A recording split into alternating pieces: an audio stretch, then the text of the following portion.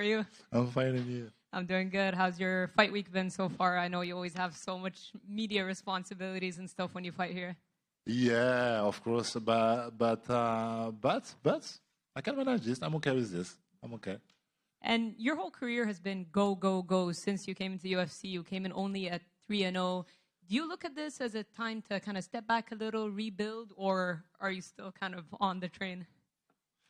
So yes, all of my career was in the rush since I started. It was in. I started the MMA in 2018, and already I did my first fight just after 6 months. And since this fight, I was already in the rush until here, until today. So yes, I want to take my time now, but I want to take my time at the gym. But I'm gonna find some time without all of the things you have around the training and the gym. You see, so I don't need to take my time just like okay between two fights. I need more time. No, it's not about that. You need to manage my schedule. You see, without all of the things you have around the fight. You see, and like that we're gonna have time.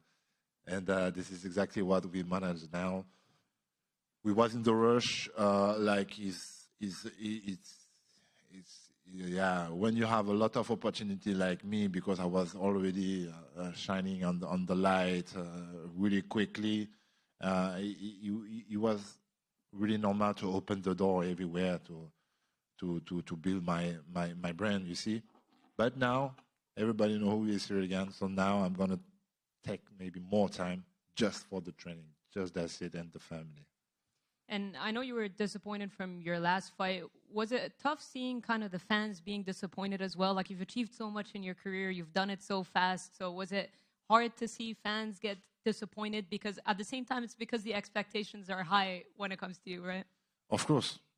Me at first, I was really disappointed. I'm a competitor, so of course I was really disappointed. And the people on the social media, but not only in the real life, also was disappointed. Everybody, a lot of people was behind me for this fight against Jones, and everybody know is not exactly the result we expected, because everybody know I can put some more difficulty, more difficult for against John Jones, for John Jones. You see, so everybody was really disappointed that some people. Explain himself on the social media and stuff like that. Yeah, at first, me, I was really disappointed, and that's why we went back to the gym really quickly. Have you changed anything in terms of training structure, bringing in new guys and stuff like that? What has this training camp looked like for you? Everything you need to change, we did it, and we changed a lot of around, like I said just before.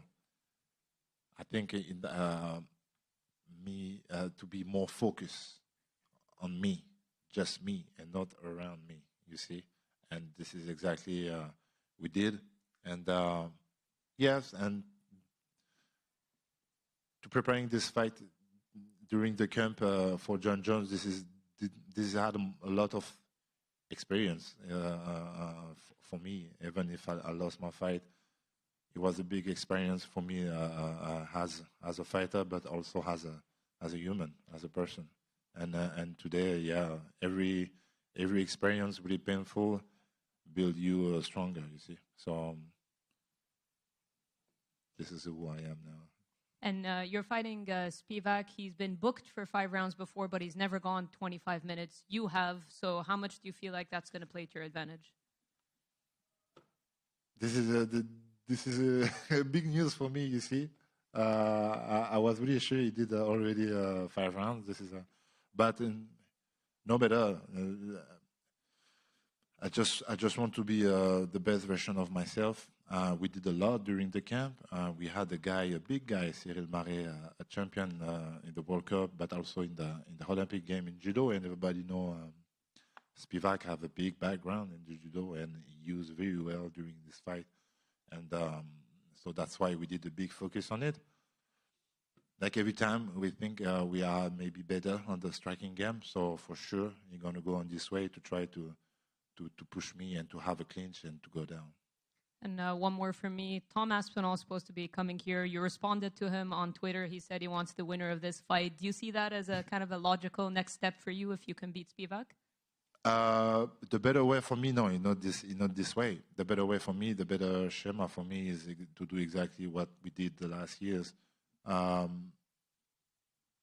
put a big message on this Saturday, and the message is, I'm still here. I want to go back to the belt.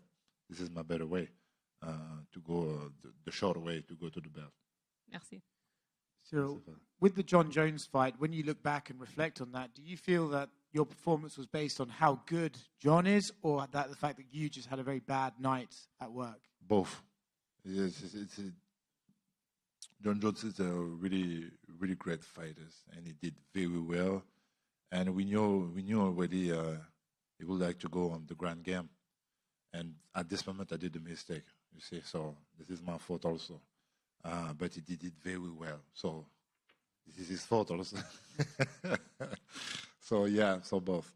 In a way, is that loss unique, right? Because obviously, you lost to Francis, but to lose to someone like Jon Jones, big guy, it's unique. The reaction you get from everyone else is so much more negative and so much more, they're passionate about their negative, right? Do you think that after that, it's almost you've experienced something that no one else in this sport will ever really understand, and it's very unique to you, and you can take that to learn from and use in the future? Of course. This has had me a lot of experience. Even if the fight did just 3 minutes, this had a lot of experience for my career. A lot. So, yeah, I'm going to use everything I can to be a better version for the future. So, for my next fight also, of course. Obviously, I'm sure it was a very painful loss, but how long did it take for this pain to become motivation, to get back in the gym? Were you at work right away? Did it take a while? What was it like? It was really quick. It was really quick. We went back to the gym just 1 week after this fight because we want to fix this really quickly. It was not like a punition, but like, okay, now no question, no choice. I gave me no choice. Like, we don't give about all around the fight, the gym, and the family. Now it's just that. Obviously, now everyone's going to say, oh, well, to beat Cyril, you just wrestle him, and then that's how you win the fight. I'm sure Sergey Spivak probably feels this might be helpful to him too. Do you sort of anticipate that on fight night this weekend, you'll be able to prove that that's not just the way you beat Cyril Gane, that you have to really come and be very special to beat you? Yes, of course. The people maybe think, yeah, it's really easy to win again Cyril. You just need to wrestling a little bit, but trust me, we work a lot at the gym, and you see, for me, the gym, when you do some sparring, this look like a little fight, and that's why it's really important to do a lot of sparring, intelligent sparring between two fights, and that's why I'm always confident before the fight, because we do some sparring with some wrestler, everything you want. I manage this very well. So that's why before a fight, I'm really not stressed about that. Really not. Really not. This might sound a bit negative, but Francis, you lost to him and then he left. So you could never get that rematch. Jon sounds like he's going to fight Stipe and then retire. So you might never get that rematch. Is that something that you think about and think, man, it's going to suck for me personally that I'll never be able to prove? Or you just have to say, c'est la vie, what it is? C'est la vie. C'est la vie.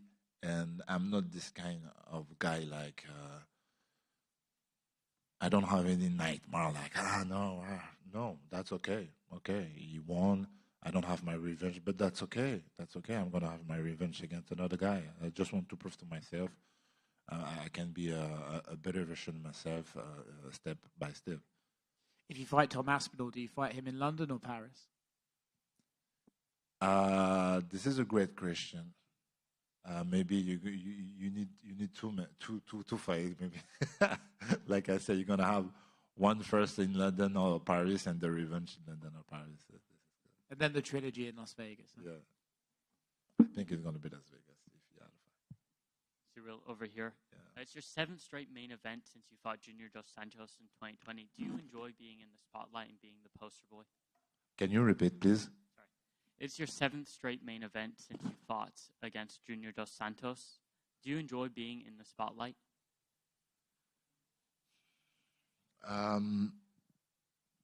Oui, mais vas-y, dis. C'est ton 7e événement Ouais. au plus haut Ouais. main event depuis que tu as combattu. Donc, est-ce que tu apprécies être le poster boy du sport, d'être la personne qu'on met à l'auteur du sport? This is real something, of course, and I'm proud of that at first. At the beginning, you are really happy. I'm this kind of person, and every people are different. At the beginning, you are really happy to have everything like that, all the camera and you can explain everything, all the camera, the light outside on you. But now, no. I'm done with this. I'm really done with this. I just want to win every fight and to go on the top how far I can do. And now my time, like I say, I just want to be focused on myself and no parasite, nothing, nothing but just the training, the gym, the family, and that's it. I'm like that. When you started your career, yes, you like that a little bit, you enjoy it a little bit, but no, I'm done with it now. And a former opponent in Derek Lewis, he won recently with a flying knee, took off his shorts and danced. I wonder, what did you think of that fight? It was beautiful. I'm so happy for him. I love this guy. I'm so happy for him, for real. And last one for me. Who do you think wins, John Jones or Stipe Miocic? I said yesterday for the storytelling, still undefeated. I'm gonna say John Jones, and if it's possible to have my revenge after this fight, if I did very well, if I do really well, and yeah, I'm gonna say John Jones. Thank you. Pleasure. Cyril, Pierre from No Sense. I begin in English. I will translate for the French people. I talked with Thomas Pinal after his win in London, and he told me he wants to step in the cage if you win. Is something that give you extra motivation to build a rivalry with this man? England-France rivalry too. It's something. You know already the answer. I'm sure, but I'm not this kind of guy, and I don't need like we did the last years with Tai Tuivasa. Yeah.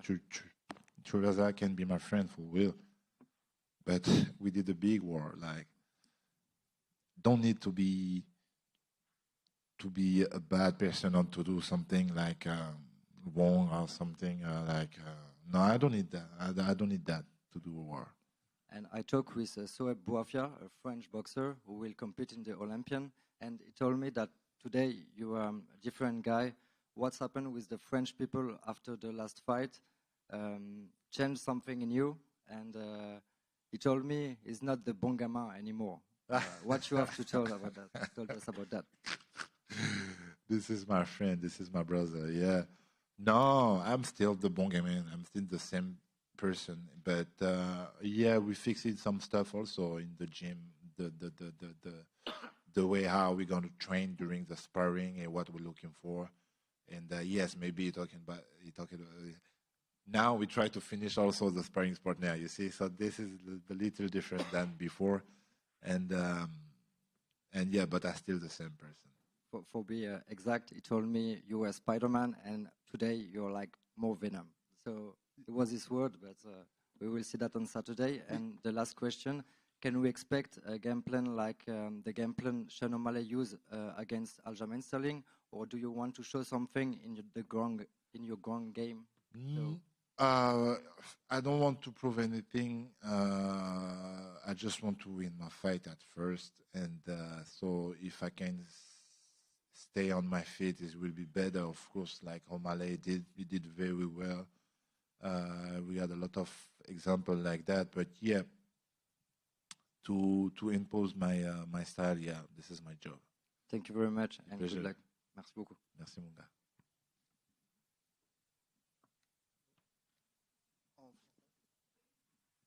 Bonjour Cyril. Bonjour. Pour Boxmag. Je voulais savoir, bon, tu as répondu un peu plus ou moins à la question en anglais. Bon, on sait que ton dernier combat face à John Jones, ça n'a pas été une réussite en termes professionnels.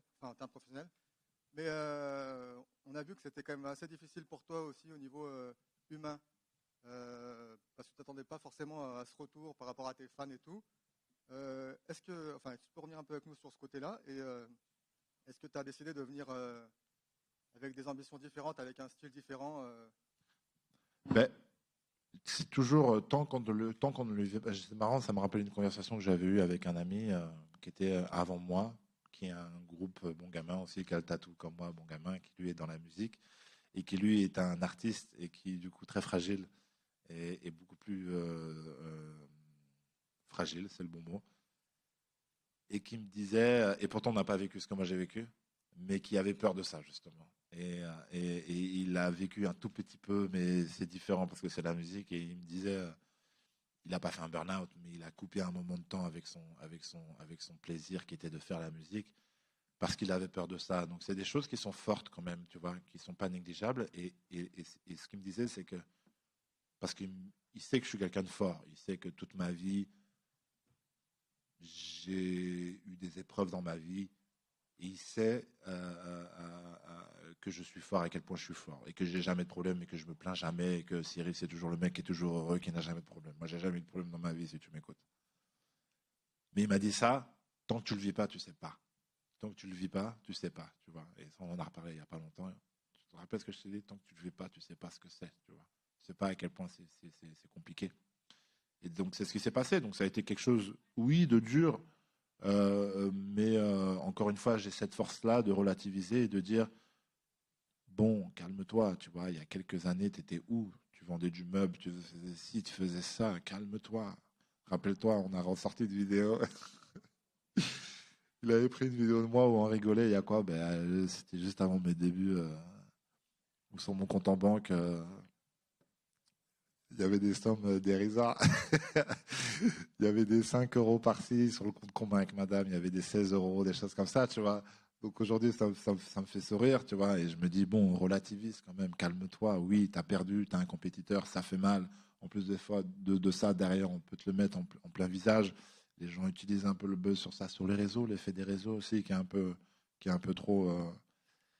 qui est un peu malsain, il faut le dire. Il y a des bons côtés sur le réseau, mais aussi beaucoup de mauvais côtés. Mais voilà, au-delà de ça, ça ne m'a pas changé. Ça m'a construit. Et comme je dis, chaque étape dure de la vie te construit et te rend plus fort. Mais je ne change pas. Je reste la même personne. Mon style ne change pas. Et j'ai toujours le même but, c'est de kiffer ce que je fais, d'aimer ce que je fais parce que j'aime ce que je fais, j'aime le sport. Je crois que dans ma vie, je n'avais jamais réalisé, mais en fait, je voulais vivre du sport.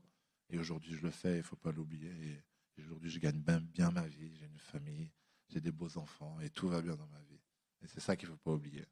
Donc je reste la même personne et je reste avec les mêmes ambitions. C'est de gagner combat après combat.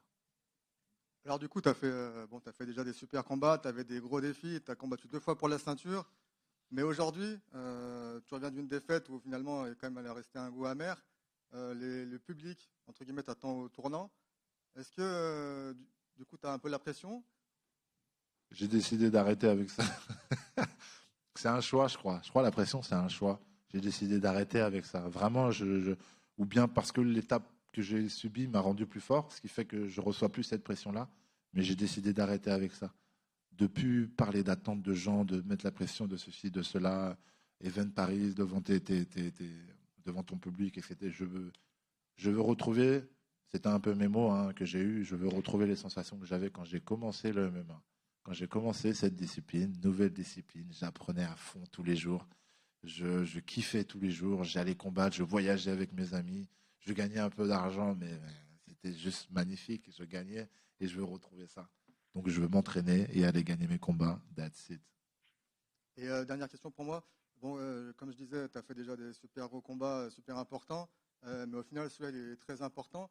Tu le classerais où parmi niveau d'importance par rapport à tout ce que tu as déjà fait? Niveau d'importance par rapport à ce que j'ai fait, c'est une bonne question.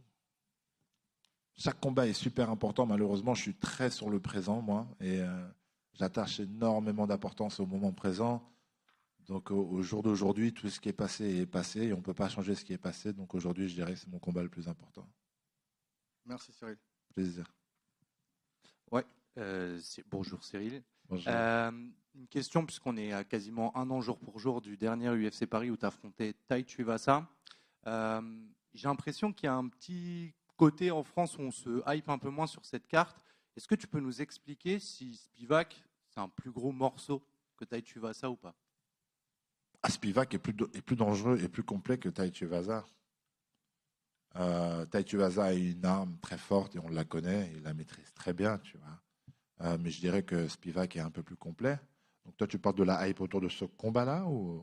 Oui, même globalement, mais parce qu'on sait que c'est le combat principal. J'ai l'impression que les gens avaient plus de facilité à se hype sur Tai, avec qui vous aviez une bonne relation, ça se passait bien, que Spivak, qui est très froid pour le coup. Je ne sais pas, pour le coup, j'arrive pas à mesurer ça. Je le mesure pas parce que, comme je t'ai dit, les réseaux, tout ça, je suis plus à fond dessus, donc j'arrive pas à mesurer ça. Après, il y a toujours l'effet, les gens sont en vacances, en fait.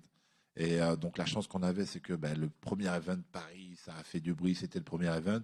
Bon là, c'est plus le premier event, peut-être qu'on est passé à autre chose. Et comme je te dis, l'effet du mois d'août, peut-être aussi gâche un peu la magie du truc. Mais pour toi, Spivak, ça peut être un peu plus corsé. Oui, je pense que Spivak, encore une fois, ça dépend comment on arrive à amener le combat. Ça se trouve, ça peut donner un combat plus facile. Tu vois ce que je veux dire? Ouais. Quand tu arrives à imposer ton art, tout de suite, ça a un combat facile et on dit que l'autre était nul. Non, c'est juste que tu as réussi à imposer ton art. Donc, j'espère d'ailleurs que ça donnera ce genre de combat-là. Ouais. J'ai pas mal de questions sur le chat Twitch. Il y a des personnes qui veulent absolument savoir ce que ce sera ta musique d'entrée. Non, malheureusement, à vrai dire, j'ai pas. C'est comme je disais à l'instant, c'est pas quelque chose qui. J'attache pas beaucoup d'importance à avoir des rituels. Tu vois, donc ma musique n'est pas un rituel. Donc si j'ai une musique ou une autre, pour moi, ça fait pas de différence. Il faut d'abord que je kiffe la musique, mais il faut aussi que ça fasse kiffer les gens. Donc c'est un peu le thème, tu vois. Donc non, j'ai pas vraiment encore choisi ma musique. Et dernier mot pour moi, et ce sera pas une question, simplement de dire qu'il n'y a pas d'attente dans le chat, mais il y a énormément de soutien et d'amour pour toi. Ça fait plaisir, je vous fais un gros cœur le chat. Bisous. Salut Cyril, Fred pour Gong. Je voulais savoir si tu avais hâte d'être samedi soir pour fermer des bouches, sachant que tu as vécu peut-être le pire cauchemar en fait du combattant, de ne pas pouvoir t'exprimer en fait contre Jones. Ouais. Tu n'as pas montré du coup. C'est presque comme si les gens pouvaient croire que tu n'es pas un vrai combattant de MMA, c'est-à-dire que tu n'as pas de lutte, tu n'as pas de sol. Et là, Spivak, c'est un peu l'adversaire parfait pour t'exprimer justement et répondre à ces questions. Est-ce que justement tu as hâte de ça? Est-ce que tu es dans un état de frustration depuis ton combat contre Jones? Non, pas dans un état de frustration. Donc j'étais frustré après le combat, forcément. Et tu as toujours ce truc où tu dis, tu te punis, tu sais, tu te fais un peu du mal. Il n'y a pas de vacances, il n'y a rien. Semaine prochaine, je suis à l'entraînement, je me punis moi-même, tu vois, mais en fait, c'est pour ton bien. Au-delà de ça, j'ai pas envie de faire fermer des bouches. C'est comme je dis souvent, je suis vraiment concentré sur moi-même. C'est à moi que je veux prouver des choses, même si je sais que déjà je fais de belles choses à l'entraînement. Maintenant, il faut le faire le jour J, c'est toujours différent. C'est un bon adversaire pour, comme tu dis, faire fermer des bouches ou bien pour essayer de prouver des choses, démontrer des choses ou faire démentir le côté lutte, etc. Tu vois. Ça c'est vrai, mais au-delà de ça, j'ai pas ce sentiment de haine du tout. Faire fermer des bouches, que tu fasses bien, que tu fasses pas bien, de toute manière, en vrai de vrai, ça, les gens parlent s'ils ont envie de parler. Ouais, c'est pour toi en fait. C'est beaucoup pour moi. Je t'ai dit, là, le plus gros changement qu'il y a eu dans ma carrière, c'est ça. C'est comment je gère ma vie. Et aujourd'hui, c'est moi. J'en ai pas rien à foutre de ce qu'il y a autour, mais aujourd'hui, je suis très concentré sur moi, vraiment, vraiment. Merci Cyril. Ouais, Cyril, là, dans les 2 prochaines années, si tout se passe comme tu veux ou pas, mais probablement, vu le top de la catégorie, ça va être que des lutteurs. Là, tu commences par Spivak, ensuite peut-être Aspinall, ensuite peut-être Almeida ou peut-être moi aussi, je vais peut-être devenir lutteur. Mais là, parce qu'on sait qu'il y a des combattants, bien sûr, ils s'entraînent pour tout, mais ça les saoule de se dire ils vont affronter des lutteurs et probablement pour les prochains combats qui arrivent, là, le fait de te dire sur les 2 prochaines années, probablement que tu vas affronter que des mecs où tu vas taffer que la lutte, manger que la lutte, le combat ça va être de la lutte. Ça te fait quoi de te dire ça? Ça fait du bien, ça va me rendre meilleur. Ça va me rendre meilleur. On a été très vite mis dans le bain. Moi, je viens de 3 ans de boxe thaïlandaise, donc ça a été tout de suite dit mon point fort, tu vois. À vrai dire, avant la boxe thaïlandaise, j'étais au basket. Donc j'ai mis 3 ans à apprendre la boxe thaïlandaise. Et très vite, quand j'ai commencé les combats, il fallait imposer mon art très vite parce que j'avais pas le temps de rattraper les années de lutte que les gens avaient en plus de moi. Donc très vite, il a fallu gagner des combats, combat après combat, préparer celui-là. 4 mois après, tu prépares. Donc tu passes pas ton temps à dire ouais, je vais être un lutteur. Tu comprends ce que je veux dire? Tu passes ton temps à te dire que bon, les mecs sont plus meilleurs lutteurs, mais j'ai quand même 3 ans de boxe taille, donc on va mettre ça en avant. Tu vois ce que je veux dire? Donc ça a été toujours un peu le mindset. Mais aujourd'hui, je te cache pas que je suis quelqu'un qui apprend beaucoup et qui apprend de tous les sports. Et j'ai pratiqué tous les sports. Je viens de la boxe thaïlandaise, de 3 ans de boxe thaïlandaise, mais je peux très bien m'inventer une vie et dire j'ai du sang daguestanais et je deviens lutteur. Tu vois ce que je veux dire? Donc c'est des choses, je sais que j'en suis capable. Je sais que j'en suis capable. Je suis un athlète, je suis quelqu'un d'assez intelligent. Et si jamais on s'amuse à accéder à dire ouais, moi aussi je vais être juste un lutteur, un pur lutteur, et à dire j'oublie un peu mon pied-point, tu vois, parce que ça nécessite ça aussi un peu pour être très concentré sur ça. Je pourrais très bien le faire aussi, tu vois. Mais voilà, pour répondre à ta question, ça ne me dérange pas. Ça ne me dérange pas. Vraiment, ça ne me dérange pas. Ça va me rendre meilleur. Bonjour Cyril, est-ce que tu t'attendais à autant incarner la popularisation du MMA en France? Et comment tu gères ce rôle un peu de monsieur MMA en France, pour appeler ça comme ça? Non, au début, tu t'attends pas à ça. Au début, tu fais ton truc. C'est vraiment le truc. Au début, tu fais juste ton truc. Et là, j'ai commencé la boxe taille, on m'a dit viens essayer la boxe taille. J'ai commencé, on m'a dit vas-y, viens faire des combats. Et moi, gagner déjà 400 € avec un combat le week-end, je me dis waouh. Tu vois ce que je veux dire? J'ai un loyer à payer et tout, ça va m'aider, tu vois. Je vais en faire un tous les mois, et puis ça augmente, t'es à 800 €, après t'es à 1200, 1500 et tout. Putain, tu te dis, ouais, je vais faire des combats tous les mois, ça va être bien, tu vois. Tu penses juste à ça. Tu vois. Et puis petit à petit, tu fais tes combats. Et au bout de 3 ans, je croise la salle de Fernand. Et à la base, je veux juste faire un peu de pied-point pour éviter de faire des heures de route à l'opposé de Paris, parce que j'habite de l'autre côté de mon club et tout. Et il me dit, à nouveau, viens faire du MMA. Je dis, ok, vas-y, tu vois, pourquoi pas? Il me dit qu'on peut gagner plus d'argent. Je dis, écoute, moi, c'est ça que je recherche, tu vois. Et de fil en aiguille, tu fais ton truc, et puis d'un coup, on dit, mais c'est toi le porte-drapeau français, c'est toi le... Ah ouais, ok, c'est toi, ouais, ok, ouais, ça va, pour l'instant, je suis confortable avec ça, j'ai pas de problème. C'est vous qui le dites, c'est pas moi, de toute manière, tu vois. J'ai été fier d'être un peu le précurseur du mec qui a un peu, tu vois, tâté là-haut, tu vois. Je suis un peu le précurseur, c'est vrai, mais il y a eu des combattants avant moi, français déjà à l'UFC. Et une question en plus, juste une dernière question. Concrètement, comment tu t'arrives en fait à, comment dire, t'imposer, plutôt, comment en fait qu'est-ce que tu réponds aux gens qui te trouvent peut-être trop nice par rapport à ton attitude justement qui va à l'encontre en fait des codes quelque part de l'UFC? Bah malheureusement, je vais laisser ces gens déçus parce que je ne changerai pas. Je ne changerai pas. Ça c'est une certitude. Je ne changerai pas. Je suis moi-même depuis que j'ai commencé devant les caméras, dans la cage, en dehors de la cage, les gens qui me croisent dans la rue. Et c'est mon identité, et c'est mon éducation, et c'est ma vision de la vie, tu vois. Et ça ne changera pas. Même si des fois les événements font que tu changes un peu, je ferai tout pour que ça ne change pas. Ça ne changera pas. Merci Cyril.